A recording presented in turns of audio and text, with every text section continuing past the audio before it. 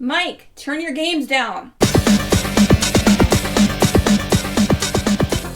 Hi, welcome to another Hearing Gaming episode of this year. Is going to be 1995 that we're going to be talking about. And who's with me drinking their Capri Sun and wearing some sandals in a time where we're not worrying about what's going to happen to our world as much? Well, from the YouTube channel Rich Kale, and it's Richard Sampson, and I am here to dig into the great games. We're going to make a descent into those great games.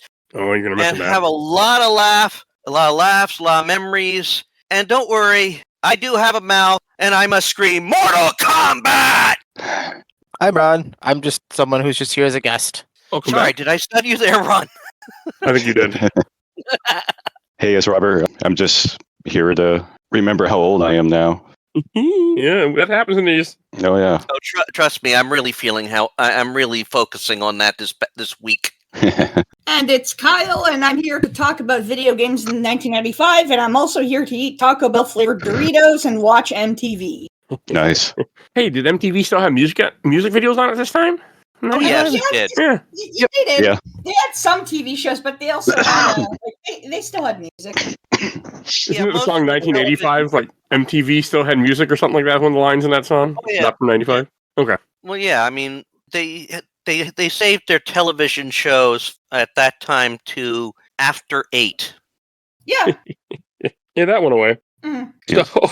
So what we do for these episodes, we always will take a look at a bunch of different games that come out in whatever the year it is that we're talking about, in this case, 95. So you're going to hear us just go back down memory lane and mention lots of games that either meant something to us or just games that existed. And the only rule of thumb for these is they have to come out that year. Doesn't matter what country. I don't even care if it's a re-release. Just comes out that year in some shape or form, qualifies it to be mentioned. And I'll go first. So I'm going to talk about a game that I did play in 95, but I was terrified of, but I love it to this day. The first Command & Conquer comes out in 95.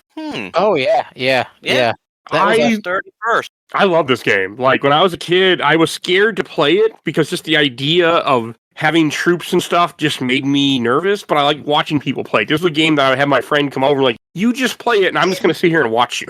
Huh. He sucked, by the way, at it. But I did like, well, I don't know what it was, but there was something about the game that just made me uncomfortable. 90s were a weird time. Well, it was a weird time altogether. There was also most of the companies were getting into putting out CD-ROM games. So they were there was something about PC gaming for me at this time in the early 90s or mid 90s that just made me nervous because I was a Super Nintendo kid. And the idea of having to install it to your computer and all this other stuff just made me nervous. Well, I don't have a good answer for it. Well, you could have been like me and played Command & Conquer on the N64. It's actually a pretty faithful port, and it's not like aggressively awful, but like you're still moving a mouse cursor with an N64 analog joystick. Yeah, I can't see that being good. But I don't know, something about live action cutscenes and RTS just made young Mike very nervous, but young Mike really liked watching it. Like, that's a game that I think about all the time putting on the show, but then I got to play through it. And I'm like, yeah, I don't think that's going to happen very well. I'm not good at RTS games. Oh, if I could convince you to do it, I would get you to play so many games from companies that were big around this time. See, there's a key word right there. If you could. If I could. And Richard, what is something that you played from 95 you want to mention? Oh, something that came out in 1995. This was one of those big years for Sierra. They had about 3 different games come out this year that I played. And one of the best, it's still, it's very well remembered, is The Beast Within, the second Gabriel Knight game. It was during Sierra's full motion era. And this one was a big deal for them. I mean, they went to Germany to shoot a lot of locations because part of it takes place in Munich. And it's a remarkable adventure. It's a remarkable story. Yeah, it takes 6 CDs, which was a lot at the time. By no far the most that they've ever put a game. And I'll bring that one up later. But this was a supernatural mystery. I mean, your focus is on werewolves, and he mixed in a lot of lore based around King Ludwig II, Bavaria, which everybody is at least familiar with one of his famous castles. and I just have to remember how to pronounce the name of it, but it's one of those real memorable ones. You could see it in pictures. It was used as an image for one of the Puzz 3Ds that I had, and that was a favorite one of mine to put together. But this game builds on the previous game, which is Sins of the Father. And it used a lot of real actors, a lot that might look familiar to you if you take a look at the characters from the games. One of them, however, he left acting. He's now, I think, a financial accountant or a financial planner, something like that, I think. But it was really well done, and it used a lot of things that, made the game so great. It's still, and I think the biggest trick for people is finding it to play. I mean, it's available on GOG and on Steam, I believe. But it's a good game. I would recommend anyone play it, especially if you love mysteries. And there was even a novelization done of it by one of the writers of the game. That was Gene Jensen. Cool. Yeah, it was a good read too. That is cool. Yeah, because I think I actually watched a playthrough of that game, and kind of one of the like sub themes is like Gabriel Knight, because didn't they change his character between the first and second game a little bit? Like he's kind of almost like he's almost like sort of like a surfer dude, but because he's in Germany because he like inherited that castle, right? Yes, that happens in the first game, that he inherits the castle and the title of Schottenjäger. Yeah. Of course, the only downside is we don't have the same Gabriel's voice changed, because it was a live action human actor, and in the first and the third game, Gabriel is voiced by the ever memorable Tim Curry. Oh, okay. Because I remember reading something about that, and actually because I know there's actually a fair amount of people who prefer him in the second one, because there's kind of that like juxtaposition between like who Gabriel Knight is and the fact that here he is in an old Gothic castle in Germany solving this mystery about a werewolf. Oh yeah, and how like at one point he like has to go to like what is it, the zoo, and has to finagle a recording of a conversation so he can get access to the wolves. Yeah. And Ron, what game you want to mention? Oh, geez. You know what? In the theme of adventure games, I'm gonna have to go with "I Have No Mouth and I Must Scream," which is the the video game adaptation of the book by Harlan Ellison. Which he worked on. Yes, he assisted in it. He does the voice of Anne, but he did a lot of he actually did a lot of the story stuff for it too. What's really neat about it is because the core story is about the evil artificial intelligence who becomes aware and calls itself Am, kills everyone in the world except for 5 people, and then decides to torture them for eternity. Oh, depressing. Well, they had to convince him to make at least an ending that would be a good ending. Yeah. It's kind of the jokes in the game, because when they were working with the guy who wrote it, Harlan Ellison, about it, they eventually had to tell him, there has to be a good ending. It's a video game. We can't just have everyone die and everything be terrible all the time. But one of the things that's really neat is, while it's based off of the story by Harlan Ellison and generally follows the same beats, it's really kind of more of an expansion on the story. Yeah. Because it needs to be a game and actually have enough content to be playable. But it's really cool. You get to hear Harlan Ellison ham it up in the beginning, which is a lot of fun. And there's there's a lot of really cool things involving sort of the like getting into the characters, because there's Benny, who is very much changed from the story. Stuff like, Nimdok. In the original story, Nimdok is hardly even like described, but he's got a whole section and everything. It's definitely worth checking out. Actually, on the show too, by the way. Yes, I was also on that episode. Oh, you were? I get no memory. I'm sorry. Yeah. I have no memory, and I must scream. I think that's more accurate for me. But no, it's just because I'm a huge fan of it, especially since I'm also a fan of like the System Shock games. So if you like those, you really need to check out I Have No Mouth and I Must Scream, because you can. There's a pretty direct influence from Am on Shodan. It's pretty obvious. Really play System Shock someday. Oh, jeez. It's on my list to get. System Shock 2 is on my list, and I want to play. I've never played either, but that's one I really want to play. Oh, man. It should also be noted that that I Have No Mouth and I Must Scream won Computer Gaming World's award for Best Graphic Adventure Game of that year. It doesn't surprise me, because it's actually a game where and you can find a long play of it on YouTube that it's about 3 hours long, and it's actually worth just you put it on and you can either watch it or just have it as background content, and it's actually good to watch. It's not better than playing it. I've actually played. I actually played it on my on my YouTube channel. Yeah. But that's what I will start off with. Okay. And Rob. I'm going to start off with a game that everyone knows, X3, because I'd be still having a Super Nintendo at this time. So Oh, This would X3 be is one. 95? Mega Yeah. Man X3, yes, December 1st. yeah, so this would be one of the titles I'll be playing because I played the original X, and it was a great game. You'd be able to get the bigger armors and everything. And this is the first game where you can play as a Zero, which is a bonus. Alright. And yeah, It's a good game. I don't like it that much, but it's a good game. no, I could never beat them. I could beat all the bosses, but I could never beat the ends. Oh, it's hard from what I remember. Yeah. All right. And Kyle. Fuck. Now I'm worried about being redundant because now that someone brought up Mega Man X3, well, Oh, don't be. You're not redundant. okay, well then I guess I'll say it then. This is, and I'll probably get a lot of weird stares from all the Mega Man fans out there, but this is straight up my favorite Mega Man video game of all time. Mega Man 7 came out in Nice. 1995, and I fucking love this game. I rented it so many times as a little kid, and even as a teenager to an adult. I still play it, and like, whatever. Maybe I'm just blinded by nostalgia. I don't fucking care. I love Mega Man 7. I think the controls are great. They're spot on. I think the physics are actually better than the NES games. Like, I don't know, like, I feel like things like when you jump and fall in the NES games, you fall a little too fast, and it just, I don't know. Sometimes it's a little cheap. Where in Mega Man 7, I feel like some people could say it's a little slower, but I actually kind of appreciate that. I feel like I'm more in control when I do stuff like precision jumps. But yeah, I really love Mega Man 7. I love the Robot Masters. I love the stages. I think they're all really fun. I really enjoy the soundtrack and think it's actually one of the most underrated Mega Man soundtracks out there. There's a lot of tracks I really love. I love... And it's the first introduce of bass and treble, too. Yes, exactly. Yeah. Yes, that's very true. But yeah, I love Mega Man 7. I think it's just a blast. I think it's a lot of fun.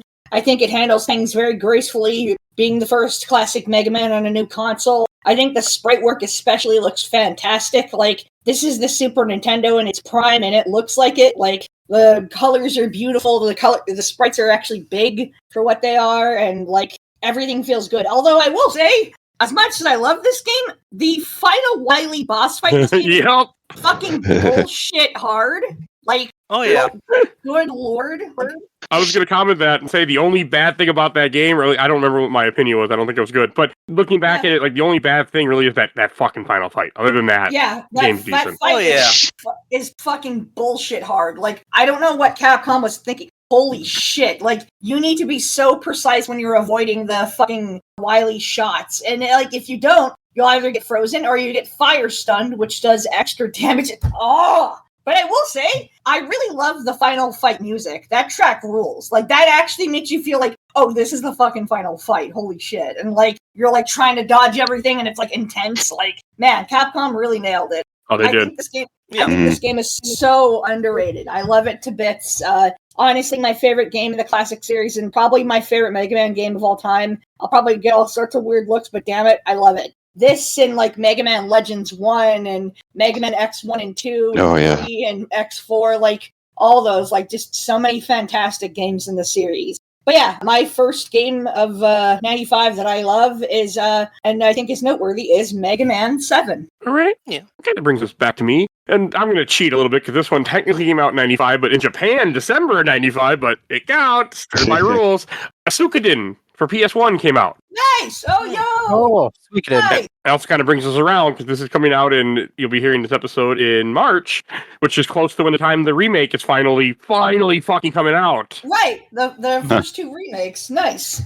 Which I've actually wanted to put Suikoden on the show for over 3 years. And I'm like, well, that remake is coming. I'm just going to wait until the remake is out. And they kept pushing it back. So it's not on the show this year, but it will be on next year. But I love Suikoden 1. I picked it up randomly at I think it was called Take It Exchange or some kind of weird little game store. I don't think exists anymore. That was in Milwaukee, Wisconsin. I think it was a chain. I think it was called Take Two Exchange or something. But I just remember they had it. I was like, what is this? And I picked it up randomly. And I ended up loving the series. I haven't played the whole series, but I really, really loved 1. And this game it's a game I think about quite often. And I always think very highly of. I did not realize it was 95 in Japan. We didn't get it until 96. Hey, that's what we got happened late. with some of those. I mean, I kind of get it because it could be strange for dumb American audiences. So, and there's a lot of Yeah, not going to argue that one. And Richard. Oh well, since we're going to mention about games that didn't necessarily latch on to us dumb American audiences, Mario Picross came out on the Game Boy, which this was a fun one for me to play. Yeah. Unfortunately, I agree. we never. I mean, nowadays we have games on our phone that allows us to do these kind of puzzles, these nonograms. But this was the first time that you ever saw a game of it. I mean, we didn't get any more of them over here, as there were apparently a bunch of them done. But it was a fun one. I mean, they give Mario like an archaeologist feel. I was getting my tongue caught around my teeth. And the puzzles are simple. The bigger they get, the more better the image looks. I'll be honest. But it was a good game for it. But again, that didn't necessarily fly well here in America. No, and this was on one of Kyle's favorite systems too, Game Boy. Yeah, I had my Game Boy for years. This game was great. This game was great and developed by another great corporation, Jupiter Corp, who went on to do a ton of other really kick-ass games on the Game Boy, like Pokemon Pinball. I had that one. I like Pokemon Pinball. I bought it the day it came out. Same. All right, Ron. So next for me is going to be one in my entry of games I played as a kid and never actually understood until I was older. Is the game Fade to Black? I don't know this. It is the sequel to the side scroller Flashback. Oh. Yes. Okay. It is a third person shooter where you're a guy who runs around wearing like this like baggy brown jacket. I call it the trash bags simulator. The only things I really remember about it is that when I was playing as a kid and I opened it, like it starts with this cutscene where there's this lizard guy like talking to you, and then some human guy brings his gun into frame and blows his brains out, and then it's like, oh, we opened your cell, time for you to escape. And then you're running around, and I just had no clue what was going on. And the only thing I remember was there was like some blob which rolled up to me and then immediately killed me, and I was completely confused. I hated Flashback as a kid. I still hate Flashback to this day. But I played it myself. Creeps me out. Creeps me the fuck out. I don't have a good reason for it. Fade to Black is also notable because it's one of the first 3D shooters, technically, even before the Tomb Raider. Yeah, because Tomb Raider came out in '96 and Fade to Black came out in '95. Yeah. And Fade to Black is also a Metallica song. I found out because when I searched Fade to Black, that's what came up first. Yep. All right. See, that's why I love doing these. I hear about stuff I never would have expected to hear about, and that's one of them. So, Rob. Be another one, but I didn't play it in '95, like Hell 95. Twisted Metal. Yep, there it is. It is a great game. Remember, it's the first time I played a demo on the PlayStation, like for all the weapons upgrades, the little map, where you can find the cars and everything. Like, it was a good game. Yeah. The soundtrack was great. Oh, yeah. Start the franchise. Yeah. Yeah, that franchise is special. It is. I haven't played in a long time, but I went back and played two, like a year ago or something, and it wasn't too bad. Like, it still holds up. Really too bad that Sony just doesn't have any IPs, you know? God. Yeah. And Kyle. Bunch of lazy asses, seriously, Sony. You have so many things and you do nothing with them. Jesus Christ. Anyways, moving on. All right, another game I want to give it a shout out to. This was released for the Sega Genesis and the Sega Mega Drive, which is the same console, but I want to say, both names. Really damn good platformer, really clever, beautiful game, great soundtrack. It is Rystar. Oh. Just an absolute charming as fuck game.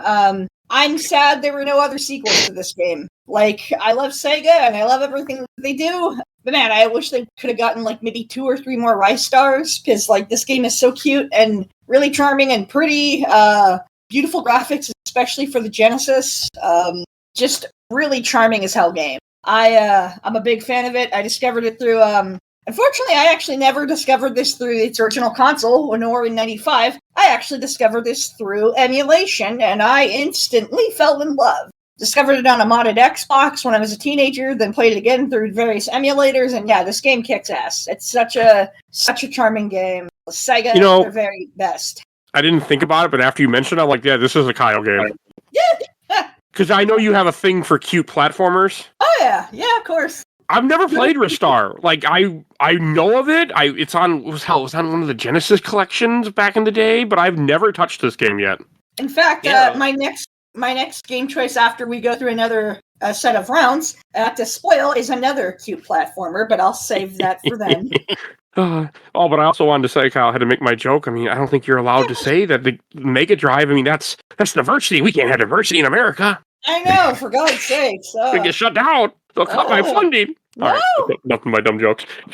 All right, I guess it's me again. So I'm going to mention a game that I also fell in love with. Not a cute game. Warcraft 2 came out in 1995. Ooh, that's a banger. Man, y'all are bringing out all the PC bangers. We really are. Shit. This is another one of those games that I was scared of, but I had like adult friends that are they were older teenagers that were into RTS. Who got me the same guy that got me into Command and Conquer, and he brought this over, and I loved Warcraft 2, even though I couldn't play the game worth shit except for all the cheats. But like I'm saying it wrong, but to this day, those damn things still live in my head of the phrases that they say. I'm trying to think of some of them, like, work dumpity, yes, me lord. Like, it's just forever. I love this game. I have wanted to play Warcraft 2 again for the show. I haven't done any RTS yet, but that's going to change later. But, like, it's just, Warcraft 2 is such a special game. I've never played 3, not for more than, like, an hour. It was something about Warcraft 2 that I absolutely adored it back in the day. And, yeah, I forgot that it was 95, but that game, I think, just was so cool. Like, the only reason I even able to see the end of that game is because me and my friend, because he sucked at RTS, we use cheats all the time. So that's how and with the cheats, the only thing that can kill you are Death Knights. Everything else you are invincible to, but Death Knights will still kill you with the God Mode cheat on. So, found that out. That was the one thing we were scared of. We didn't give a shit about nothing, because nothing could hurt us. If we saw Death Knights, we were scared, because they could kill us. Fun fact, I remember countless hours in the map editor. Countless, making the dumbest levels that you could not beat without cheat codes. Like, I remember I made one level where you were hunting down submarines everywhere. You had like one submarine, you were just hunting them down throughout this entire level. That was the level. And it amused me. So yeah, I like RTSs from 95 apparently. And Richard. Well, now we're gonna let's leave the store. Let's leave our homes for a little bit and go to the arcades, because I want to mention Area 51. This was one of those shooter games in the arcade where, you know how everybody was ready to raid Area 51 a couple years ago? Yes. This game you played a military unit who must basically get into Area 51 to defeat aliens that are getting out. And this was it did take a lot of quarters. It was a 50 center easy. Yeah. I mean, you had the light gun shooting it at the aliens. Don't shoot your teammates. But it was so fun, and it was one of those you work your way through. Yeah. A couple years ago, I actually played this game at there was like a bar. It was like a bar, like combo arcade place, and I was playing it with someone. And so, Area 51 as a game, like if you have the money, it's about 20 minutes long. No joke. Pork. I mean, they're all short games back then. You just didn't see the ends. Yeah. Certain But ones. But it was just so funny to beat it that quick. Like it was because like I played a bunch and like I was playing it with someone else and you know we're adults and we have enough spending money to do this. And it was just like it's like we maybe spent like $5 each or something. It was like that's the entire game, huh? Wow. Okay. Mm-hmm. Well, and of course, you know, if you still got time and life left, they just restart you at the beginning. That's what they did back in the day. I mean, at least then you really got more of your money's worth. I mean, there were some that would automatically end, and you would be, join in on the game. We're fighting this boss. We're at the and what level's this? Level 5. How many levels? I don't know. And you beat the boss, and game's over. Yeah. So yeah, there were quarter eaters back in those days too. Less so in that day, but still there. Oh yeah, I played Area 51 too a lot in arcades, or just random. It was the kind of game that you would see like randomly at like a pizza place or something. Oh yeah, it was all over the place. Yeah, well, it was popular. I mean, it came out at that time when science fiction really was getting into the mainstream, thanks to a little show called X-Files, really making it popular in the mainstream. And Ron? Let's see. For me, I think next I'm gonna have to go with game on the Genesis that is probably the most typical '90s game, Comic Zone. Oh yeah! Hell yeah! I love this game. It's stupid hard, but I love it. Oh. Well, yeah. Comic Zone, the funny thing is, I don't know why, but for some reason, it essentially has, like, all the moves of a fighting game. And basically, I don't know, like, how the game works is, there's very rarely any instances where you fight more than one enemy, but, like, every enemy has a bajillion moves and blocks a million attacks. Oh, yeah. Yeah, I The actually... energy beam. Yeah, But it's actually, I mean, it's a really cool concept, and the whole idea of fighting through the comic panels, and that character who is just 90s as a person. Yeah. Yeah. A little rat that finds you items and stuff in the stages. Like, Yes. Yep. His name is Roach. yeah. Also, I love Always that- tried. I love My that- goal as a kid was always try to get the full superhero, but I could never get that full. Oh, that was just like it was just like the bomb power up you'd get at something like Streets of Rage. Yeah. That's what it was. Yeah. Yeah. Also, that soundtrack, like, I normally Yeah. don't like American developed soundtracks for the Genesis, but, like, honestly, Howard Drossen, like, kicked ass with that soundtrack. There's so many good tracks. I especially love the final boss music. That song rules. And that guitar. Yes. hmm Like, you can really hear it, like, playing in the background. Fucking, I love the drum solo in the final boss track. Like, it starts off with it, you just hear the fucking drums just... Wait, is this game only half an hour long? Yeah. Comic Zone isn't very long. This game is just super hard. Yeah. Yeah. Damn, I have never gotten more than 10 minutes in this game, or maybe I always die. Like, I did not, because I just looked up a long play while we're talking. I'm like, Yes. 35 minutes? What the hell? Yeah. It's a good one. Yeah. You find like secret areas to get to different parts, so you don't have to bypass like areas. Yeah, because and then like all of the fighting, like I said, it's basically like it's almost like a fighting game because you have all these weird blocks and like combos you can do, which you have to use because if you don't use the right one, the enemy just blocks your attack and takes no damage. It's been suggested for the podcast at some point for me to get to it. It's one of my many lists. Nice. Many lists. But, all right. Also, a hot tip for everybody, if you want to play this game, when you start actually playing the game and you're inside the level, mash down on your D-pad, you'll fart. Oh yeah, because if you do it fast, it makes little Yeah, cootie. if you The 90s. If you mash down fast enough, you'll hear a little fart, like seriously, and you'll see a little It's puff like of smoke come out his butt. Yeah. That's kind of funny. All I gotta say, the 90s. Yep. But I don't mind, because that is pretty damn funny. Same. All right, Rob. It'll be another PlayStation game that I didn't play until later on, Tekken 2. Fine. Oh, Nice.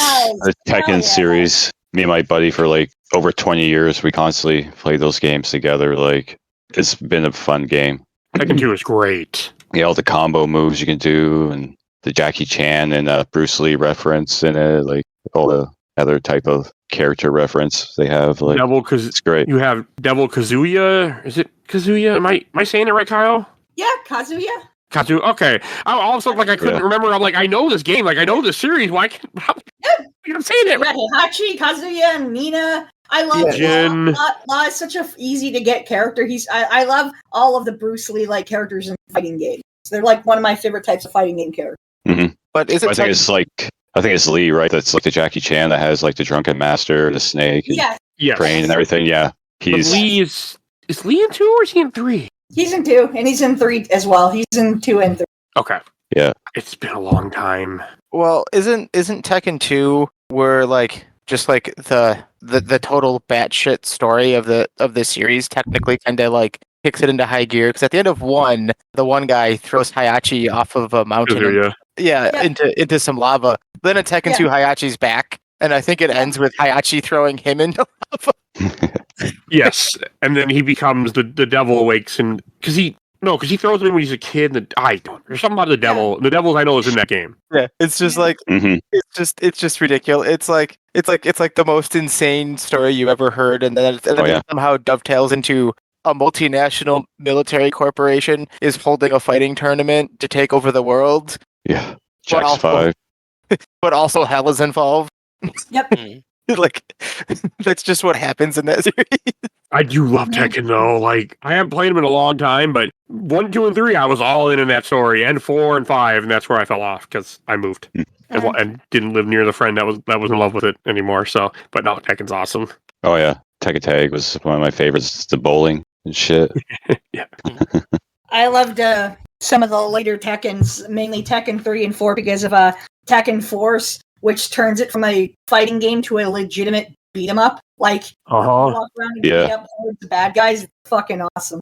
Yep. All right, that brings you back to Kyle. All right. Well, here's my next game, and I said it earlier, but after I started the next game, it's also going to be a cute platformer. this is a game I straight up had as a little kid. I had it on a console. My mom bought it for me when I was a kid because my mom and I had this thing. It wasn't all the time, but like most of the time, whenever my mom would buy me a video game or I'd rent video games, or like I was with her and I'd ask if I could get a game or rent a game, and like she'd get me one if she would. We'd usually try to look out for cute games, and that game is Kirby's Dream Land 2 on the Game Boy. Yes.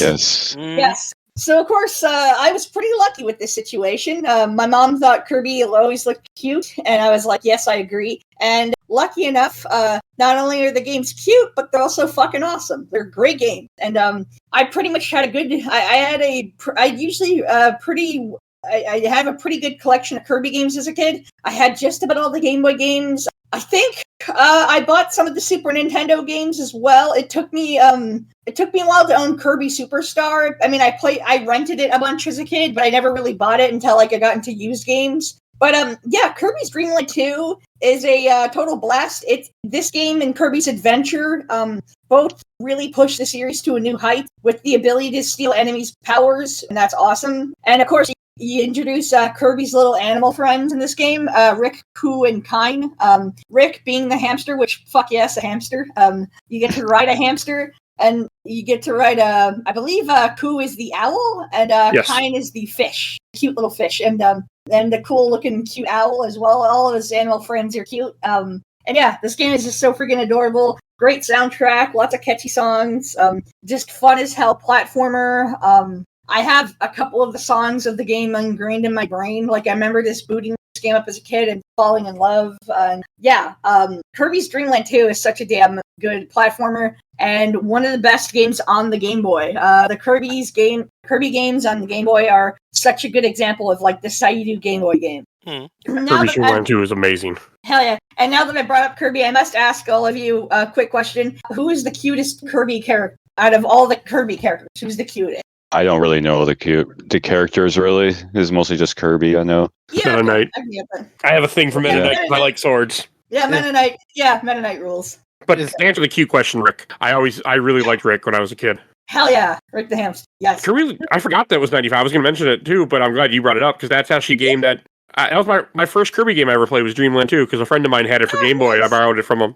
Nice. Okay. My late wife was more into Kirby than I was, so. Good series. Yeah. Thank you for saying that. But yeah, Kirby's Dream Land 2, just really enjoyable platforming game. Really easy to get into, but hard to master. A lot of the Kirby games are like that. And yeah, this is one of those damn good games. But yeah, that is Kirby's Dream Land 2, released in 1995, I believe March 21st, in 1995. All right, I'll go next. I have another game from 95 that I want to mention that came out in Japan in 95. Terranigma, which I did not play until I think we did it for the podcast last year. Yeah. I believe so, yeah. Yes, we did. That game surprised me. It was one of those games that I'd always heard about, but it never came to North America. And then it was also like, I'm pretty sure the PAL was very expensive, but it's essentially a spiritual successor to Soul Blazer and Illusion of Gaia, both games that I absolutely love. And Terranigma is really, really good. Like, when I finally got my hands on it and played it, I was like, this is just a great action RPG, and it's really, it was too bad we didn't get it until, emulation. I don't know if it ever even came out here in any shape or form. I don't think they ever published it here, like WiiWare or anything. You had to only play it by emulation. I think my brother-in-law was the first one to show it to me. I'm surprised, as a guy who's been in emulation since the 90s, I'm surprised it took me until like 2023 or 2024 to get to it. Like, because I knew about it. I just never played it. So, yeah, I was really happy to see that was 95 also, because that's a great game people really should play. Like, that's one of those games that I don't care what your beef with emulation is, like, it ain't ever coming here, just play it. Like, you're not costing anyone money, it's fine. Yep. Oh, Richard, it brings us back to you. Okay, I'm going to hold off on one because I'm pretty sure someone is eventually going to mention it, so I'm going to go with one that is sort of again, we're going to go back to the computers here for this one because Full Throttle. Oh, nice! Oh, yeah. LucasArts. Yeah. I first got introduced to this because my one roommate at the time in college was playing it, but he was having trouble at one part, so I remember going to the nearest B. Dalton's, which was in a mall about at least a half-hour drive from the college. finding the strategy guide there and even looking it up because I wasn't going to necessarily purchase it, but it's a beautiful game. I mean, I just recently replayed it on my YouTube channel, and it is such a thrill because they got so many people to work on that.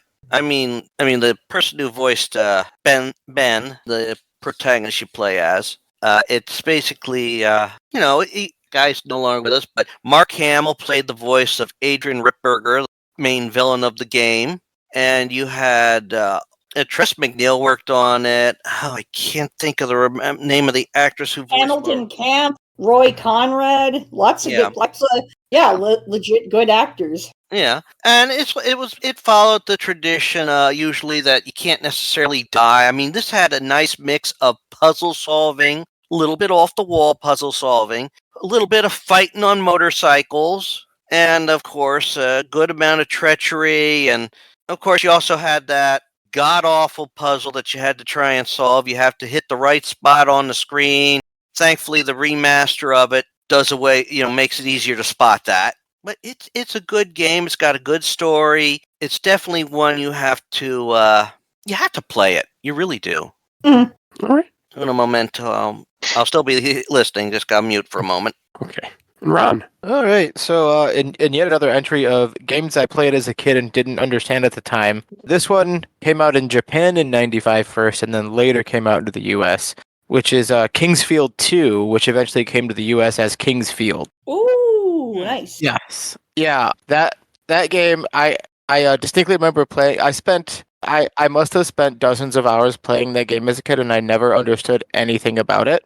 I just remember wandering around, beating up like kraken-looking things, and then eventually I got into some caves, and there were some ants, and then there was like a little boy that I rescued, and then I beat up ants for a while and picked up different weapons. And it was really funny because the company that made it, From Software, also made the Dark Souls series. So years later, when I played Dark Souls, and then I found out that they were made by the same company, it was just like, oh wow, neat. But yeah, Kingsfield 2, it's pretty much where all of that started. It's very much got the same kind of vibes as what that series became later on. You wander around. It's everything's miserable, and it even has all the stuff that kind of became staples. Like it has the Moonlight Sword, but also has Seath the Scaleless Dragon. I believe he's the end boss. Oh, that's cool. Yeah. So like all of it actually started in that game, and it's just kind of this through line that From Software has done for a very long time. I know the PS2 one, but that's the only one of that series I ever touched, and that was because it was cheap at EB Games. Oh yeah. The later ones, there's even one where like you have a sword that levels on its own and all sorts of stuff. And then there's even a spin-off one that's like Kingsfield, but you get like shotguns. Can't remember what it's called. Okay. Yes. You get like shotguns and assault rifles. Just seems crazy. Yeah. And then also this is one of the games where the soundtrack is definitely really, really good. It's a lot of it's really good ambient soundtracks that I still listen to today. All right. Rob.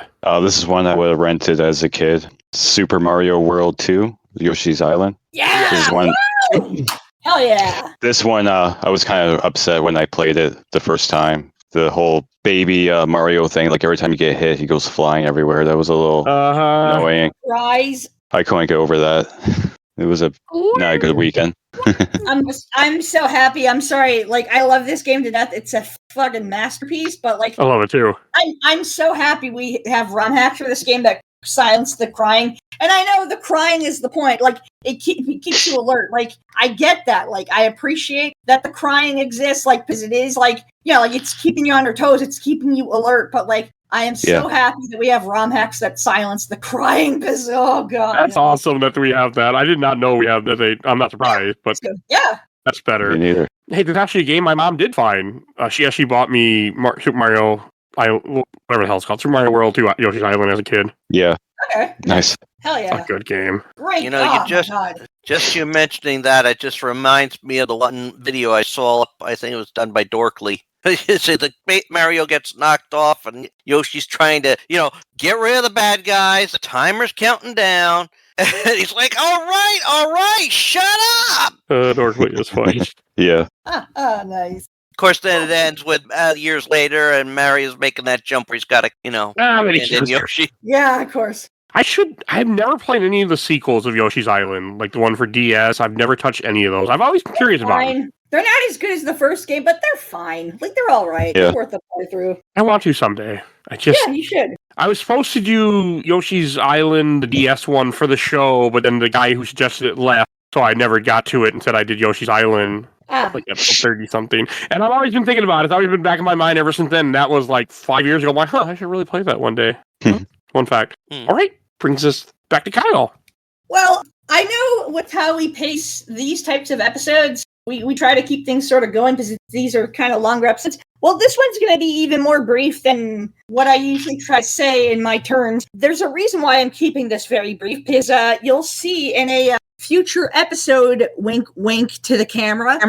Okay, so this was released in the summer of 1995 for the arcade, developed and published by Capcom. This is Street Fighter Alpha. So of course I'm going to mention this because I fucking love fighting games, and I love the Alpha series a lot. Alpha 1 is not my favorite, but it's a damn good game, and it's a start of a whole new thing. This is Capcom and their like S tier, just their golden games. Like, this is what they were made of, and it's games like this, Alpha 1, Alpha 2, Alpha 3, like, Alpha 1 especially, this game is so anime. Like, you can tell that this game was inspired off of the recent Street Fighter the Animated Movie anime film, which, by the way, is also great. We talked about that last year for the 1984 review episode. But yeah, Street Fighter Alpha is such a blast, and it's beautiful, brand new thing. It takes everything about Street Fighter 2 and just does so many cool things with it. Great graphics, of course, great soundtrack. I especially love that there's 2 versions of this game's soundtrack. Actually, there's 3 versions. So there's an arranged version for some of the CD-based consoles. There's a CPS2 version of the soundtrack, which is what we usually got, and whatever, like, just about the rest of the world got, the CPS2 version, because this is what it's running on, CPS2 hardware. And there's a bonus CPS1 version of Alpha 1 that I don't think we technically got in English until like the PlayStation 2 with the Alpha Anthology Collection. But there is a CPS1 version of the game soundtrack, and it is fantastic. In fact, it's my favorite version of the soundtrack. And that's all I'm going to say about Street Fighter Alpha 1. Damn great fighting game. Okay. That brings us back to me. And I'll say the game that I've been purposely ignoring, but I can't ignore. It's perfect. Perfect game. Also a game my mom did find. Chrono Trigger came out in 95. Yeah! Woo! I love this game.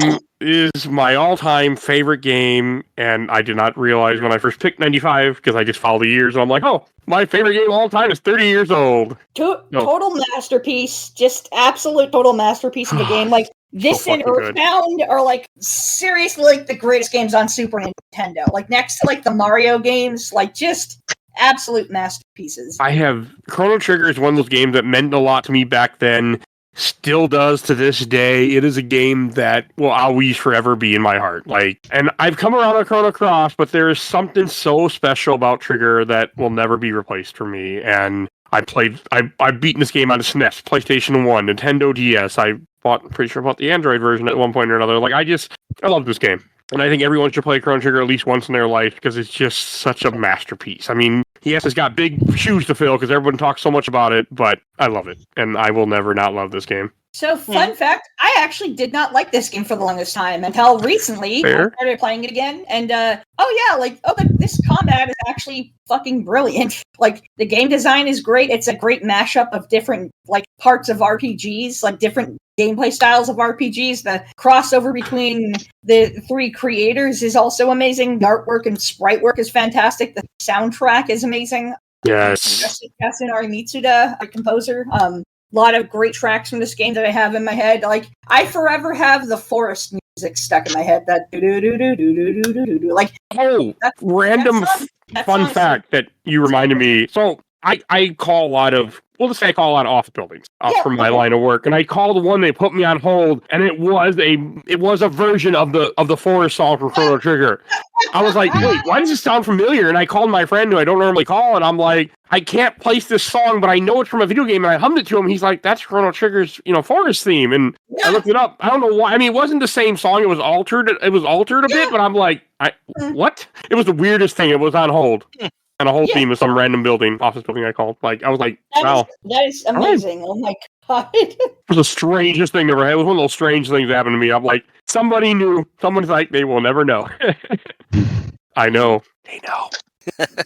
Richard. Okay, well, let's head back to the What would I mention last time? I don't remember. For the record, I'm not keeping track. Oh, good. I believe it was Full Throttle. Oh yes, thank you. I'm watching numbers go up in a game right now while we do this. So, well, at least it's not Marvel Snap. But let me mention another great from LucasArts, The Dig. This was definitely another landmark for them. I mean, it was using they used a lot of good talent for that game. It was based off a story for I believe it was initially meant to be for Amazing Stories, but it made for a great adventure. You play a bunch of astronauts who are on a mission to destroy a dangerous asteroid that has a high, like spot on, dead on, what are the odds it'll hit the planet? 1 to 1. So they go to destroy it and get transported to another world, and you have to figure out what happened to the beings that lived there and hopefully find a way back home. But it's got some great talent work. I mean, let's see, there might be some controversy because it was an Orson Scott Card worked on this. Yeah, that brings controversy right there because he's a piece of shit, but other people did too. So big oof. This was also your protagonist, Boston Lowe. He is voiced by Robert Patrick. Oh shit! Nice. Damn. And Nice. personally, I'm waiting for when he voices another of his iconic characters, who will be released into the Mortal Kombat world in about a few weeks. Yeah, but it's a terrific game. What? It's definitely a thinker. You might have to look up one solution, but pretty much it's pretty good at allowing you to solve things. Definitely. I mean, hell, they were releasing the soundtrack and a novel version of it, which is in my library waiting to be read. this is a PC game, I assume, correct? Yes. So I'm glad you're bringing stuff that I have very little. I mean, I did mention 2 PC games already on this episode, but like that's the thing. I was not a big PC gamer. It was just the random shit that people brought to me. See, this is why I'm glad I'm here, because I am mentioning stuff that you haven't played. Will not play, but yes, I'm always happy to hear new things. I'm going to tell you this. Aside from the fact that Orson Scott Card worked on it, this is a damn good game. The way I look at stuff like that, it wasn't only him, so you can appreciate for other people. You just got to make sure you say "fuck you, Orson" as you enjoy the media. That's all. I never really read any of his work, so I just... Unfortunately, Ender's Game is a good book, but I haven't read it in a long time, so I don't know if I'll catch things that I didn't catch before that are racist. If you are queer and want to show it up to Orson Scott Card, every time his name is brought up, find your gay lover or lesbian lover and make out with them. Have sex with them. Any way that you can show your gay love to Orson Scott Card. Make him mad. Let's put it this way. This is one of those things. You got to divorce the work from the person who created it. I mean, let's face it. Everybody knows that by now that like H.P. Lovecraft was a racist. Yes, but H.P. Lovecraft also was in the 1800s, so I can give it a little bit more of a slide. Try again. It's early 900s, isn't it? Yes. Lovecraft. Less of a slide, but yeah. I mean, also, he's dead and long gone, so he ain't getting any money from it, so it's fine. Yeah, I mean, for all the stuff he's written that has had an influence on things. Probably great author, just nut, but great author. This is like I say. That's why I say divide. Separate the bullshit. I mean, let's face it. Look at all the figures that we have now that in their heyday they were great, and then the nasty stuff comes out, and you don't want anything to do with them. Let's face it. There's a lot of people out there who you're seeing that they're pieces of shit or have done pretty shitty things. But you can't ignore the impact that they've had in their respective fields. I just say, in those cases, pirate it. So you're going to enjoy it, pirate it, so then you feel better about it. And especially in the case when it's multiple people, you can just look at the other people that played a part in it that made said thing like a video game. It wasn't just one person. A book's a little different, but I mean, hey, there's even the comic books, other artists. There's artists too, so as long as they weren't all bad. But all right, Ron Weasley. What's your next game? Oh boy! So the one I have, gonna say mostly because I appreciated sequel more, which I played a lot more of, but I did go back and play this. It's a game that's very near and dear to my heart. Destruction Derby. Yeah. Okay. Nice. Yeah, for PlayStation 1. Unlike some other games, there's not much to understand about it. You drive cars and smash them into one another. That's about the extent of it. Yeah, that sounds right. It's just a fun little game. You know, it's always fun to smash cars into each other and see what happens. That is true. I don't like doing it much, but it is true. I'm not a big car guy in anything. Oh no, and because I'm not even that big of a racing guy. It's really fun. We just I get to drive a car around and smash it into other cars, and they have wrecks and they explode. It's great. All right, that's it for that game, isn't it? I mean, you drive around in car. Like I said, I played the sequel a lot more, Destruction Derby 2, which does have a little bit more going on. But end of the day, it's kind of you drive cars around, and it's sort of considered a precursor to what would become the Burnout games. But Yeah, it's a good series. All right. that's kind of where the idea sort of comes from. Is a Destruction Derby series. But yep, the first one came out in '95. Damn, that is a bit. Okay. And Rob. Oh, this is another game I definitely rented as a kid for the Super Nintendo. Mortal Kombat 3. See, I knew someone else would mention it. Yeah, the I was sidewalk waiting for it to come up. So this guy character and everything was so great. pretty much, literally all of Mortal Kombat 3 came out in '95. The arcade version, the console versions, like this, all came out in '95. Yep. And the movie too. Oh, yeah. Annihilation or the first one? The first one. First First one. Okay, the good Which is one. actually good. Yeah, the good First one. movie's really good. Oh, yeah. I still like the other ones though, because they brought more characters. Yeah. They were corny as hell, Yeah, but yeah. it was Let's face it. Well, entertaining. let's face it, though, with the first Mortal Kombat movie, the bar wasn't a high bar to clear. Yeah. I mean, prior to that, I think the big video game movies that came out prior to that were Double Super Dragon, Mario, Street Street Fighter, Fighter. and Double Dragon. Yep. Ugh. And How I do you feel about all think, those? and I think Double Dragon. Double Dragon was definitely at the bottom of the list when you talk about those four, which is a shame for Robert Patrick. Yeah. Yeah, I like that movie though. Yeah, the movie was great. I had that in VHS. I watched the crap out of it. I mean, it was like a flash in the pan in the theaters. Yeah. It did get a kick-ass license game based off of it for the Neo Geo, developed by Technos, Double Dragon, which is by all sakes of weirdness, it is a licensed fighting game based off of the movie developed by Technos, which is the original developer of Double Dragon. They made Technos Japan, the creators of Double Dragon, made a licensed Double Dragon fighting game, and it's actually pretty good. It's on the Neo Geo. Okay. Hopefully, it made more sense than Street Fighter, the movie, the game. Yeah. Listen, that makes perfect sense. You just got to not think about it so much. And that movie, I think, it didn't necessarily help that movie when Raul Julia passed away. Yeah, rest in He's peace. the best part about that movie. That movie is something else. Van Damme's freaking corniness was great. Well, that's what happens when you're coked out of your mind while filming. Oh yeah, that's what's awesome about him.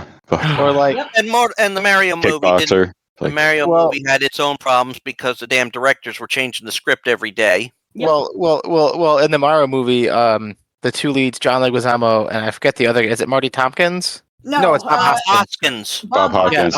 They talked about how they were just drunk every day. They had to be to deal with all those changes. Yeah, no kidding.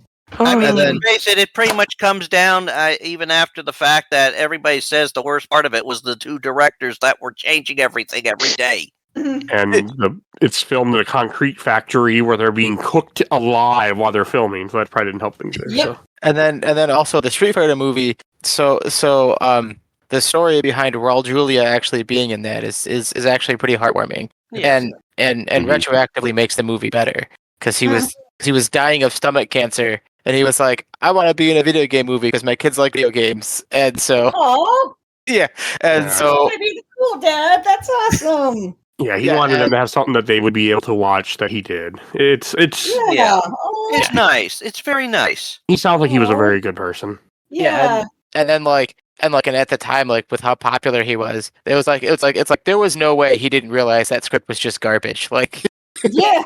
I mean, it still has one of the best lines that I still reference to this day to people. For you, it was the day Bison came to your town. For me, it was Tuesday. oh yeah, Yeah. So, I mean, He was a good actor. He elevated the role. I mean, he really did. let's face it. Everybody remembers M. Bison from that franchise. Yep. So or Vega in Japan.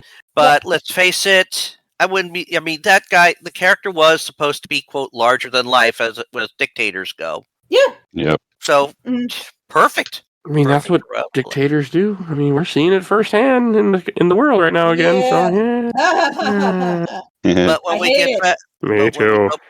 But we come back to Mortal Kombat 3. I mean, this was technically the first time they didn't have the character synonymous with the franchise initially in the game. This was the first. It was the first Mortal Kombat game without Scorpion in it initially. Yep. Oh, and even Sub-Zero was the ugly version of Sub-Zero without the cool suit. Yeah, it was his brother, right? Yeah. No, the original Sub-Zero. No, it's Sub-Zero. The first Sub-Zero dies, and this is his brother, right? Sub-Zero Bihan died in at the end of by the end of Mortal Kombat 1 and came back as Noob Saibot. And then his brother takes over his mantle. Takes over in Mortal Kombat 2. And he left the Lin Kuei because they were doing the Cyber Initiative. Yeah, because we get Cyrax in the sector and all those in this game. Mm-hmm. Yep. Mortal Kombat's another one of those franchises I really liked. And you get that female Goro. Shiva, yep. That's Shiva. Yeah. This added so many plot points to the franchise in this one. I mean, it's Mortal Kombat. I think I've heard its plot being described as aggressively stupid, and it's 100% accurate. Yeah. I mean, Mortal Kombat 9, I really want to put on the show, but I haven't because I can't buy it on Steam. I own it other ways. And I don't like that fact. But, I mean, there's something about the story that I really like. It's a weird fucking story later on. Like, the early stuff is just bonkers, though. I mean, it's never not just ridiculous and hilarious, but because the whole thing, it's just there. No one was like even close to being serious with that story. There's no way they were. Well, and you know, there were some other things. I mean, let's face it. When they brought Sonya back, they got Kerry Hoskins to play her, which is a fine choice in my opinion. But they had there was some. I'm gonna say this. There was a bit of a fallout between the team of Mortal Kombat and Daniel Pacino. I met the man. Very nice gentleman. Just I always have a hard time pronouncing his name, which is why Johnny Cage wasn't. Yeah, which is why Johnny Cage isn't initially in this one. Mm-hmm. But yeah, I mean, it's a good game. You're right. This came out in that year, and pretty much most versions of it were out by the end of 1995. Mm-hmm. All right. So I'm glad you mentioned it. Okay, that brings us back to Kyle. Okay, well, I know with this list, we've already actually talked about a lot of fucking, not only total bangers, but some, real smash hits at the time, just some, big-time sellers, like Chrono Trigger, Mario World 2, Yoshi's Island, and Mortal Kombat 3, just some absolute dominators on the list of, big-selling games. Well, this one is quite a lot more obscure. But I want to give it a shout out because it's on the list of, I would consider, actually genuinely good licensed video games. This was released in 1990, the summer of 95. And what's the word I'm looking for? You know when something comes out at the same time as something else to, help it, not coexist, but, in collaboration. Sorry, that's what I was looking for. It left my brain completely. Holy shit. Anyways, in collaboration with the official release of the film of the same license, I would like to give a big shout out to Mighty Morphin Power Rangers, the movie, the game for the Super Nintendo. This actually came out? Yes, what? Published. Yep. Yeah, I know. Published. This ain't even on the list. What? I know. It is though. It is on the list of games that came out in 95. This was published by Bandai and developed by Natsume, developer I love with all my heart. that company released some total, just amazing games in the early 90s and the late 80s. Yeah, so this is I would definitely call it a damn good licensed video game. It's a fun action platformer. It's 2-player co-op, unlike the first Power Rangers game on SNES, which is also good, but really easy and 1-player. This game's even, I would consider, actually better because you can play 2 players. You and your friend can both be Power Rangers, and you can pick your favorite Ranger and start playing the game and just start like punching putties and jumping over stuff, and it's action and it's awesome. And yeah, this game, damn good soundtrack. I'm such a big fan of a lot of Natsume's composers, and yeah, this game is just rock solid. It's a fun as hell licensed video game. I'm really impressed with it too. I think even with some of the more modern Power Rangers games, like the brand new game Rita's Rewind, I think yes, this is honestly still better. I think these two, the first couple of Natsume developed Power Rangers games for Super Nintendo, and the Power Rangers games on Sega Game Gear are still better than even the likes of Rita's Rewind. I think there's a lot of really underrated Power Rangers games that are so dope and actually really good, and this is one of them. Yeah. Have you ever played the Genesis one? It's all right. Is the Genesis one the fighting game one? No, but it has moments of fighting. It is. It is a fighting game. The first Power Rangers game on Genesis is a full-blown fighting game. Okay. The second Power Rangers game, which is the Genesis version of the movie game, that's a beat 'em up, and it's okay. Could have been a lot better. It's all right. I think controls are a little slippery. The game mechanics are a little loose. I think if it had more time to cook, it could have been a lot better. Yeah, I just remember that one because that one was made when the Green Ranger was still evil. Yeah, and one of his specials is just he shoots a gun. Yeah. Yeah. But yeah, Mighty Morphin Power Rangers, the movie for the Super Nintendo, released in the summer of '95. Damn good license game, and Natsume hitting it out of the park once again. Oh yeah, and this is when one of the good games when we used to get manuals. I rented this game, and in the notes of the manual, someone put the passwords for this game, so I was able to go jump through the levels and everything, and then I added more, which was awesome. This is one of those games that a friend of mine who's a big Power Ranger fan still is. We had played this back in the day, and he played it with his nephews, and we could never get through this game. We always sucked enough. Like, we could not do it. One last thing about this game that I love to point out, just to be a smug piece of shit. I've actually one credit cleared this game several times. In fact, I've done it twice on my Twitch stream. I have both times. Well, actually, not both. I have it recorded once, and I have done it again recently for my return to streaming on Twitch. Yeah, I really like this game, and I can one credit clear it a bunch. Oh yeah, the morphing sequence is great. Every time you morph, you get that little cut screen and everything. Yeah, exactly. You get that. Yeah. In fact, actually, pretty much all the Power Rangers games, you do get to play as your human counterpart, and then you can morph, and I love that. Nice touch. All right, brings it back to me. I'm going to mention a game that I'll be talking about soon this year. Secret of Evermore also came out in '95, October. One of those games I've never actually played for more than a couple hours. I used to have a strategy guide of it, but unfortunately in multiple moves, it disappeared, I'm pretty sure. I went looking for it not too long ago. But this is one of those games that I knew of, always looked really cool, made by one of my favorite companies as a kid, Square Enix, or Squaresoft at the time, and just an action RPG that just...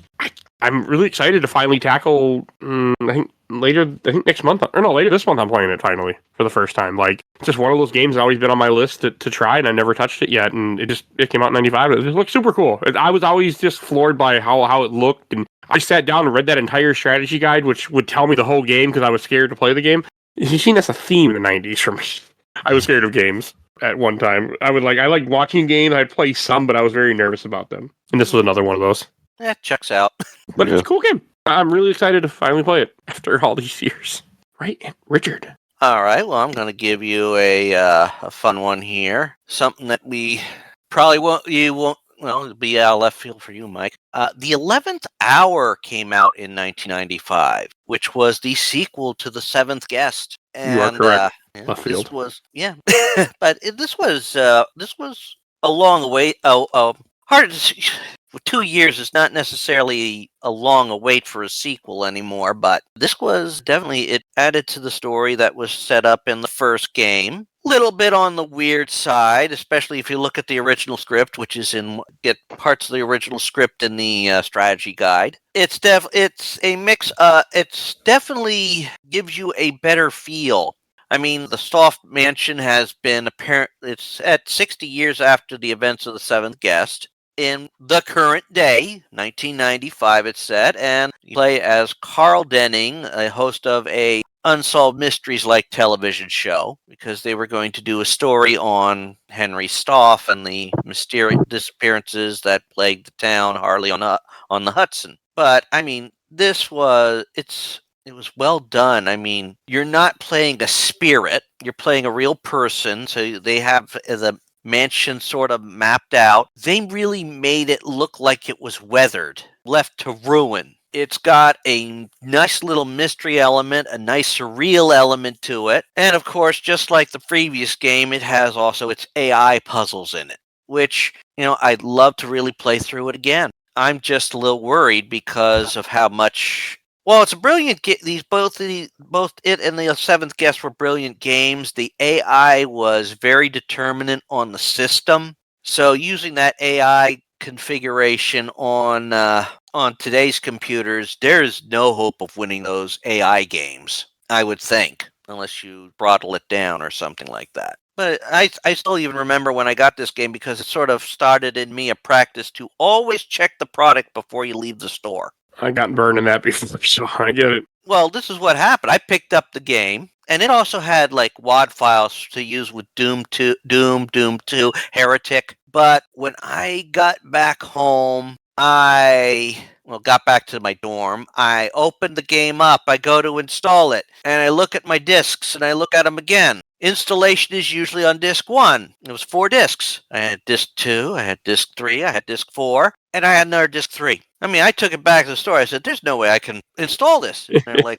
I was like, Those old we days. can't take it back that you opened it. I said, you can take it back because I opened it. Well, yeah, there's nothing you can do about it. Yeah. Yeah, but I was like, for a while after that, I was always opening the games before, I opened the game after I purchased it right there in front of them. Because let's face it, I can understand why they don't want to necessarily take it back after you've left the store with it. And they can't resell it. But you didn't give yourself 2 discs of season 3 or episode 3. Disc 3. Yeah. Those words. Still a good game. I mean, aside from the puzzles, they also had a scavenger hunt thing set in it to advance the story plot. Okay, Ron. So, game I want to mention. Now, I haven't played this game, but I'm a big fan of the setting, and I really like the tabletop game that this has its roots in, and I like a lot of the other games too, including some more recent ones. Mech Warrior 2. This game is generally considered actually one of the better ones in the series.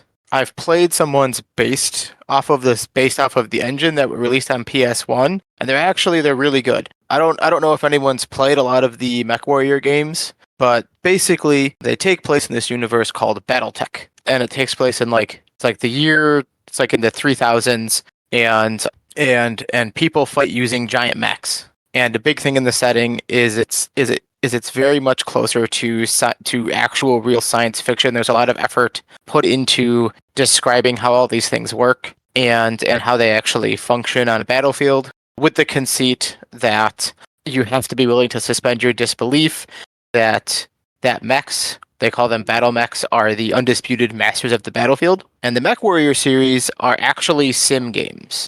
A lot of the later games you guys might have heard of, like Mech Assault. There is Mech Warrior. The Xbox one, right? Mech Assault, Mech Assault 2? Okay, I know those. Yeah.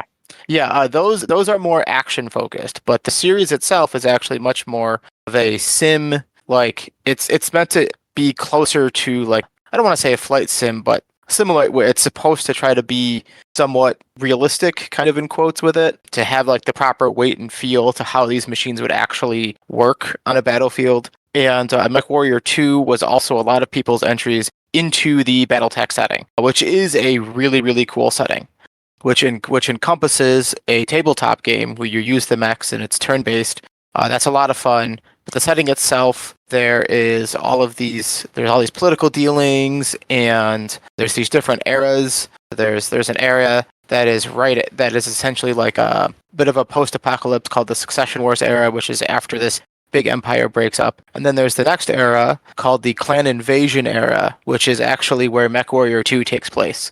It actually takes place right after a very famous battle in the setting called the Battle of Tukiad, where a lot of these invading clans, which are people that left and then they come back to take over the galaxy, and this battle is where they actually got stopped, and the game takes place right after that. I've known about the game for years. I've just never sat down and played it, but I wanted to mention it because it came out in '95, and it's a pretty big entry point into that setting and the various games branching off of it. All right, well, that's cool. I'm glad that you did. This is another one of those games that Mike was scared of in *95 for no good reason. It was. I remember this game. I think it might have been. There was some mech game that came for free on my Hewlett Packard Windows 95 machine. I don't remember what it was, but I remember being scared of it. Like I tried it. I'm just like, don't like this. This is scary. Well, yeah. Because MechWarrior 2 was the one that had that background that looked like flames, and then that had that mech with the arms with the two guns on it, and like the big missile launchers on the shoulders. That mech is called a Timberwolf. It's actually a really cool mech. But I love mechs now. Like I just started watching Gundam recently, and man, I've had a thing for mechs for years because of Xenogears. Oh, geez, yeah. If you like mechs, you need to check out BattleTech. That's what it's about. It's all about. They call them battle mechs. It's all about mechs. I want to play Mech Assault someday. I actually own both of them for Xbox. Never got around to them, but I think about Mech Assault 2 every so often. I remember that game looked really cool. And X-Play, I think, liked it too. Yeah, X-Play. Mm-hmm. So yeah, the Mech Assault games are much more action, but they're still in BattleTech. And the mechs they use, those are real mechs. Although I do think one of them was like made for one of the games, but they made it in conjunction with the people who were running the franchise at the time, so it just got written into the setting along with the game. I'm also glad mechs aren't real, because if they were, I might want to actually join the military. So I just love mechs. Well, that's kind of sort of the conceit of the setting, is because if you were to actually think about it and think about the actual logistics of what BattleTech is doing, you'd realize very quickly that battle mechs would never be the best, but they're just kind of like, hey, listen, just roll with it, and we'll take care of the rest. Oh no, if it can launch a nuke while moving, it might be the most powerful weapon we ever seen. So hey, they don't usually have nukes. Hey, you know what else is awesome besides mechs? Because we're talking about mechs, war crimes. War crimes rule. They're the best. I was thinking Metal Gear Solid. Because essentially Rex is a mech. Yeah. I love Metal Gear. Yeah, basically for BattleTech, like, okay, a Metal Gear is about the size of a light mech in BattleTech. Okay. Yeah. And then Rob. It was a nice little puzzler that came out in '95, Bomberman 3. Oh, that's 95? You crafty son of a bitch. That was going to be in mine. Yeah. Nice. Oh, man. Yeah, they're good ones. Hell yeah. So, yeah. Sorry, quick little side story. Speaking of... So, fun, quick story about Bomberman. I might have talked about this before, but Bomberman was one of the other things that my mom thought looked cute, so she would get it for me whenever she was renting games for me. And that's how I also got Bomberman for the Nintendo 64 for my birthday. Nice. Good game. Oh, yeah. It's a good little puzzler. Gets you thinking. Oh, yeah. I've never played 3. I've only played 1. 3's great, even though I'm sad it never came out over here. So we only got Super Bomberman 1 and 2 for Super Nintendo. We never got 3, 4, or 5. There were, 3 more sequels. 3 is fantastic. The graphics are great. The soundtrack's really awesome. Like, it's the catchy Bomberman music. And once again, one of the other things I love about this game and this series, it's 2-player co-op. So you and a friend can take on the game and blow up the enemies and play as your favorite Bomberman character. Yeah, walk around and blow up stuff. It's awesome. The only Bomberman game I ever played was Bomberman vs. Wario, or Wario Blast featuring Bomberman. I had that game as a kid. I played a ton of 1 because a friend of mine had it, and he used to go and introduce me to it, and I remember going over to his house all the time. We'd play it. But I just never played 2 or 3, and I forgot. I didn't realize 3 didn't come here. I mean, but I emulated so much back in the day. Like, I think I would have played it at some point. All right, Kyle. Okay, well, I think we are really doing an awesome job of dropping all these awesome games. And so, another game I'm going to mention. So, this goes in the category of I never actually got to play this until way the hell later in my life, and I'm sad because I would have loved the shit out of this game as a kid. Released for the Sega Saturn the day after my birthday, March 10th. Developed by, I believe, Team Andromeda and Sega, Panzer Dragoon for the Sega Saturn. Really cool as hell, little on-rail shooting game. You fly on a dragon, which, come on, that's awesome. And you fly around and shoot stuff, and it's a great little evolution of Sega's also other masterpiece, Space Harrier from the 80s. It's even better. Just a great fun as hell on-rails game. I'm really sad I didn't get to this game till way the hell later in my life when I got into emulation and I could finally figure out Saturn emulation. This game rules, and it's beautiful, especially for what it is as a game on the Saturn. Like, this game does, like, full 3D on the Saturn. That's amazing. And, yeah, it still actually looks good for its age, even if it may not look like the most graceful thing. Like, this is a powerhouse of a game, and it's awesome. Panzer Dragoon. I always say Panzer Dragon, even though there's two O's, so it's Panzer Dragoon. Excuse me. And then there's also Panzer Dragoon Saga too, right? That's the RPG one? There's Orta and Saga as well. So yes, I believe those two are also Saturn. But yes, Panzer Dragoon 1 for the Sega Saturn, just an excellent game. We're just, man, I thought 1994 was amazing for video games, and it is. It's like probably one of the greatest years for video games, but man, 95 has some fucking bangers. Just absolute classics. All right, so now we're going to go into the lightning rounds. Is there anything else that you want to mention that hasn't been mentioned? Feel free to knock out a couple. I have two that I'll start off with. One that I was about to mention, another one I completely forgot about. I have to mention in this episode. But first, Star Wars Dark Forces came out in this year also. So I was introduced to this game because a friend of mine who's a big Star Wars fan, he had it in his computer. I remember him showing me later in the 90s, but I loved it. I thought Star Wars Dark Forces was so freaking cool. It's also our first Star Wars content on this podcast, like episode 9 or something like that, way long ago. I never got around to this game, but I've always wanted to. But what? This game didn't scare you, Mike? It has Dark Troopers in it. No, this game, I didn't play it. Yeah. See, there's a secret. I never touched this game until years later. I watched it. And, this game actually didn't scare me, but it did my friend when he was a kid and he played it. I remember he had told me that he was scared of the level that had when you get kidnapped by Jabba and they take away all your equipment and you're thrown in the pit with the dragons. That bothered him as a kid.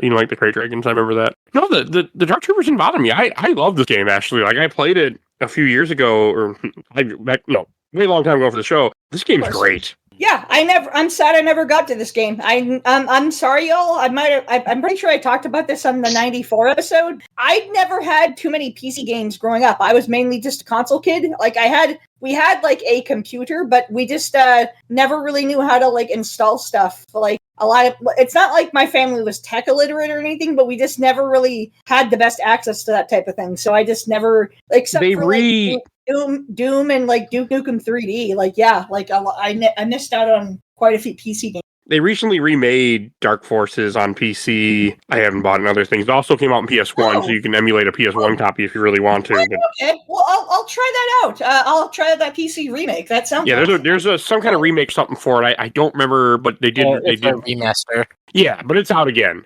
I mean, also, when I played it, I didn't legally buy it. I got it off Abandonware at the time, but I do own it now, actually. That's what he would do. Yep. Yeah. Well, to be fair, I don't think it was on things at the time. I think it was in limbo still. Or maybe I own it on GOG, but I probably emulated anyway. But, yeah, using one of the DOS emulators. This was a DOS game originally, so. Yeah. And then the last game that I'm going to mention is Donkey Kong Country 2 came out in November. Oh, hell yeah. And I almost forgot about this. I'm about to wrap up the episode. I'm like, I gotta mention that. Or some people are like, how did you not? I thought someone was going to bring it up. I was afraid to bring it up myself. I'm like, someone else is going to bring it up. In this case, me. But yeah, I mean, I remember loving this game. It was hard as hell as a kid. I never finished it. I didn't beat it till a couple years ago on this podcast. Great game. Another game my mom did find. She actually bought this for me because I liked the first one. And it was a game that me and my dad played a ton of when I was a kid. This one and the first one. I never had 3. It wasn't until years later. I love this game. Lots of great childhood memories. Really fun as hell game. Pushes you to the absolute limit of platforming. Fantastic soundtrack. Great moody graphic. Fun fact, my brother actually won this game from a Canadian TV show. So there's this 90s... Oh, that's cool. Yeah, this 90s Canadian TV show that was about video games called Video and Arcade Top 10. And my brother, he wasn't on it or anything, but the thing you could do is if you mailed a letter to the studio that makes it, they show it, you address it at the end of every episode. there's a chance that you might be picked as the letter of the week. And my brother was picked as the letter of the week, and yeah, he won a free copy. That's cool. Yeah. It's actually really sweet too. Oh yeah. Right. Great game. Fantastic. Sorry. You're fine, Richard. Okay, I'm going to get at least 3 off because I'm sure 2 of them that I'm going to have in my top 3 ones that I won't have mentioned yet. But I'm going to point out, let's see, this year, 1995, saw the release of Space Quest 6, Roger Wilco and the Spinal Frontier, which unfortunately never got a sequel. No more were added after that game because Sierra went through, basically got shut down and all that. But, it was a good way to continue things. Another speaking Space Quest game. And nice to hear Gary Owen giving some fun comments on saying, well, you've been a real thanks for playing, Roger. You've been a real pant load. Also what came out in that year is probably one of the hardest games I've ever played. And if you like a hard flying first person shooter, Descent is for you. It was the first 3D first person shooter. And I'll even say was at least, I only know of 1 book, but there were 3 books released. I only read 1. It was a fine read. And also I wanted to mention a game that I have not played. I would love to play it, because I am a fan of the works of Terry Pratchett, and that is Discworld. And from what I can gather, it combines a few elements from a few different books and has Eric Idle voicing Rincewind, keeping up with some of the jokes and that appear in the series. If you like, let's put it this way, if you like Hitchhiker's Guide to the Galaxy and what it did for science fiction, you'll love Discworld for what it does for fantasy. But yeah, I would love to get hold of that game. Okay, Ron. Around. There's only a couple I'm going to mention real quick. One that I wanted to get to was Hexen, the first one. That was actually a pretty big release for the time. Yeah. And this one I did actually play. Once again, I was a kid, and it goes into the list of games I played as a kid and didn't understand at the time. All I knew is that I could run around as a guy and punch things, and they would die. And that kept kid me happy for at least several hours. But it's Hexen, cool little sequel to Heretic. And then the other one I wanted to mention is WWF WrestleMania, the arcade game, back when they were still WWF. Yes. This game I've only played a little bit, but the game is also just really fun to watch because it's got all these cool sprites of all the famous wrestlers at the time, and they all have all these ridiculous special moves like Undertaker gets like a spectral tombstone and hits people with it. Shawn Michaels does like a Johnny Cage flying flying sidekick at people. It's great. So much fun. Yeah. And that'll be it for me. And Rob. I've only got 2 here. One I would probably played is King of Fighters came out. King of Fighters 95.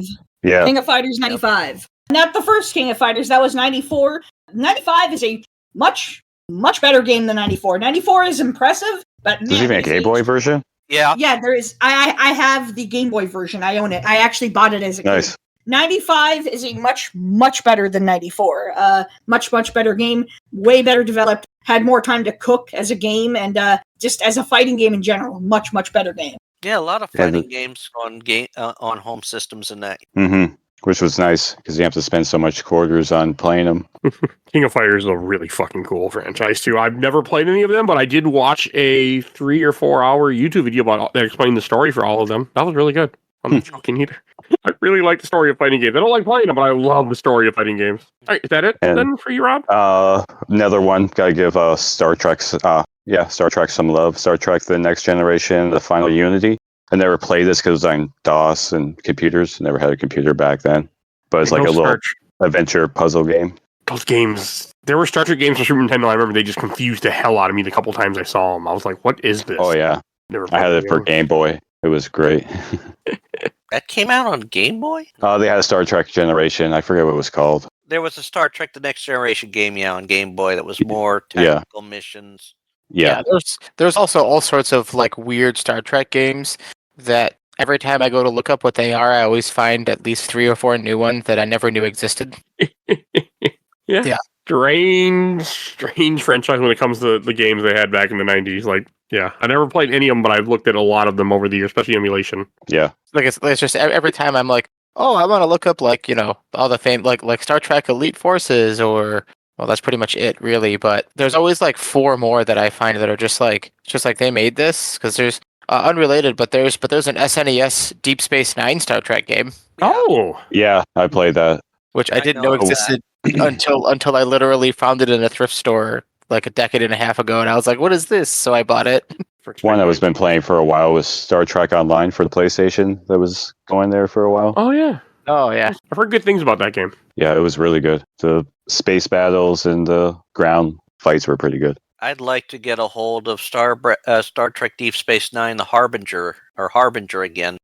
That's a book, right? No, no, that's a game. Oh, That's the never mind, first- sorry. that was the first Deep Space Nine video game to be released for the PC. Wow. Yeah, like I said, Alright. there's all sorts of just weird Star Trek games. All right, and Kyle, what are your games you want to mention for our lightning round to wrap us up? Okay, lightning round here. Holy shit, here we go. There's actually quite a few, so I'm going to get through them. Okay, so starting things off, favorite video game of all time comes out in North America, Earthbound. So fuck yeah, Earthbound. Love that game to death. You get it in 2 years in a row. Yeah, hell yeah. Damn right I will. I love that game. It's fucking awesome.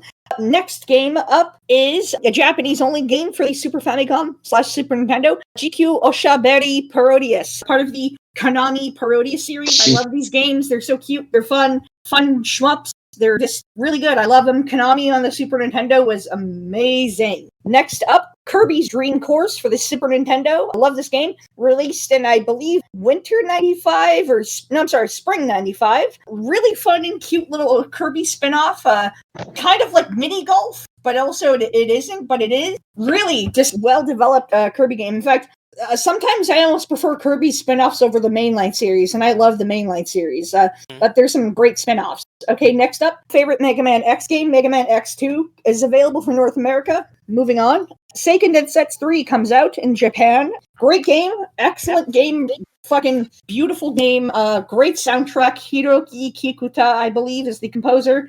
And this game is just awesome. It's just a fantastic little action RPG game. Seiken Densetsu 3. Next up, Clock Tower for the Super Nintendo in Japan.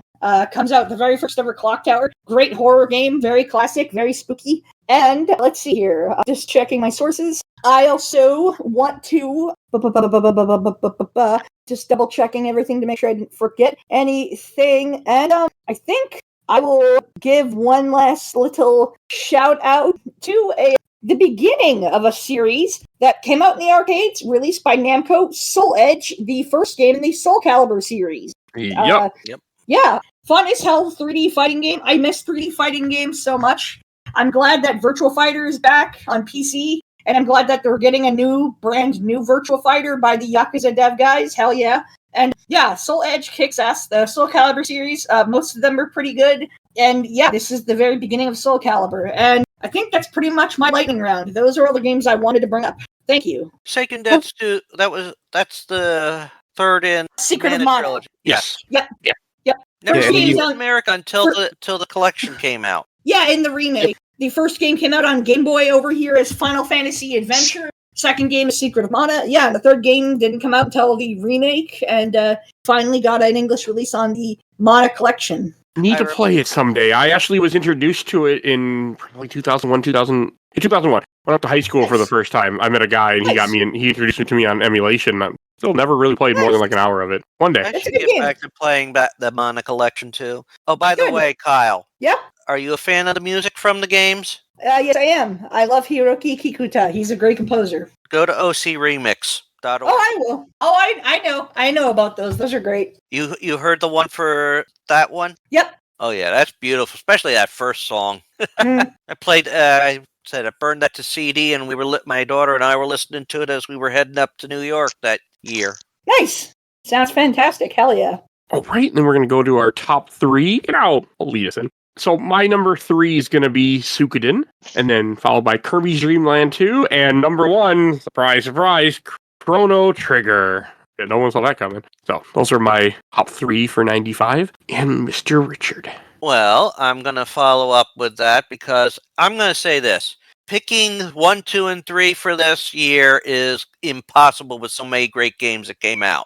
So my first for number 1 is definitely going to be Chrono Trigger. I mean, I didn't get to play it until it got ported to the DS, but it is a terrific game. Another one that I would like to give props to was the first Phantasmagoria game, released nice. in 1995 from the same woman who gave us the King's Quest series, Roberta Williams. Yep. A 7-disc set Definitely got something a little controversial in it, but it's a damn good story. Very gory. Yeah, and it was a very big budget, too, for a computer game back in the day. And the last one I'm going to give to is one that you can re-enjoy in certain pinball collections, and that is the pinball game Attack from Mars. Oh, nice. Hell yeah. That is a beautiful game, fun game to play. Thanks to having it on my Amazon Fire tablet, I got to play it and even completely beat the story mode that's on that. Nice. Yep.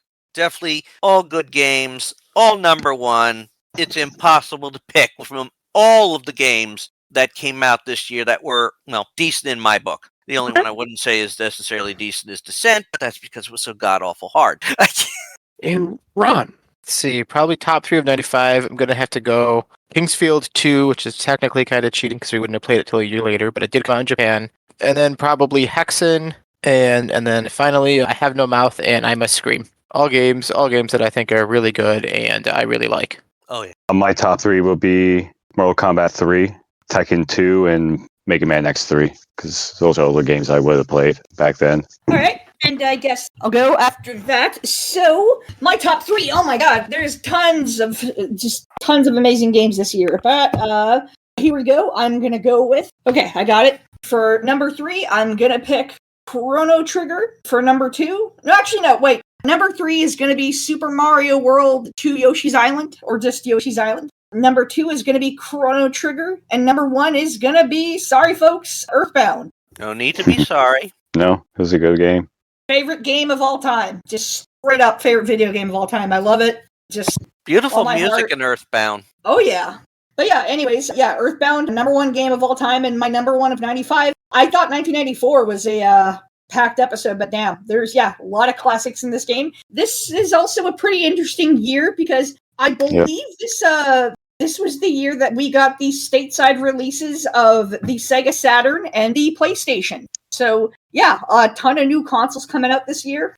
Just really impressive games. In fact, one game that I completely forgot to mention that I'm actually a little annoyed at myself for forgetting. This game hasn't aged the most gracefully, but it's still really charming and just adorable. It's a game for the Sony PlayStation. It's developed by Exact and the Japanese dev studio of Sony at the time. Jumping Flash. Really cute game. Super cute graphics. Really charming. A really fun soundtrack. Very bouncy music. If you ever just need some happy music, play the soundtrack to Jumping Flash. Well, when it comes to all the games and that, look at how many systems you had to look at this time. Oh, totally. I mean, you had arcades still actively going. Yep.